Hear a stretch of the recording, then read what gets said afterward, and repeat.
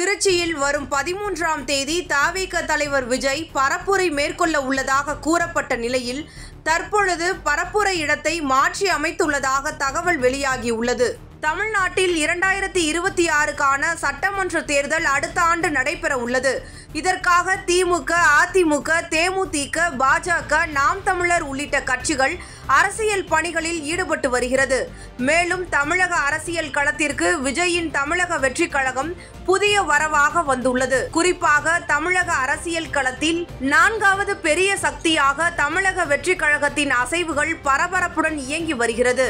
அந்த வகையில் அண்மையில் மதுரை மாவட்டத்தில் தமிழக வெற்றி கழகத்தின் 2வது மாநில மாநாட்டை அக்கட்சியின் தலைவர் விஜய் வெற்றிகரமாக நடத்தி முடித்தார்.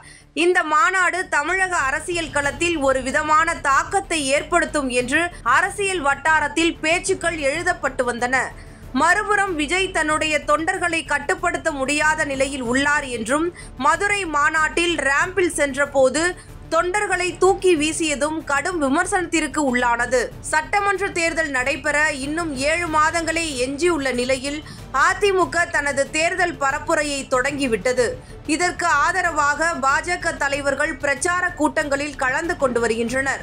ஆனால் திமுக தன்னுடைய தேர்தல் பிரச்சாரத்தை இன்னும் தொடங்கவில்லை. இந்த நிலையில் தமிழக வெற்றி கழக தலைவர் விஜய் திருச்சி மாவட்டம் ஸ்ரீரங்கத்தில் வரும் 13ஆம் தேதி தன்னுடைய முதல் அரசியல் பிரச்சாரத்தை தொடங்க உள்ளதாக அதிகாரப்பூர்வமாக அறிவித்துள்ளார். குறிப்பாக ஒரே நாளில் திருச்சி, அரியலூர், பெரம்பலூர் என 3 மாவட்டங்களில் பரப்புரை செய்ய தமிழக வெற்றி கழக தலைவர் விஜய் திட்டமிட்டுள்ளார். இந்த பிரச்சாரத்திற்கு மக்களுடன் சந்திப்பு என பெயரிடப்பட்டுள்ளது.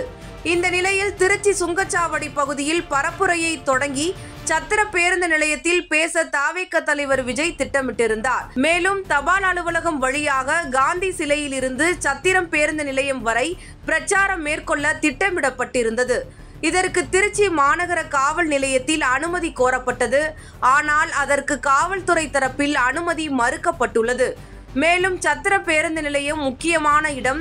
இங்கு அதிக அளவில் பொதுமக்கள் கூடும் பகுதியாக உள்ளதால் போக்குவரத்து நெரிசல் ஏற்படும்.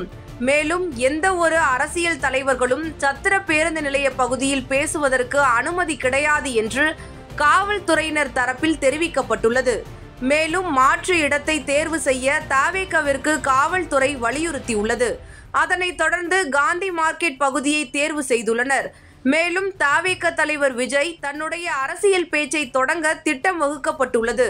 இதனைத் தொடர்ந்து திருச்சி மாநகர காவல் ஆணையர் அலுவலகத்தில் அனுமதி கேட்டு மனு அளிக்கப்பட்டுள்ளது குறிப்பிடத்தக்கது.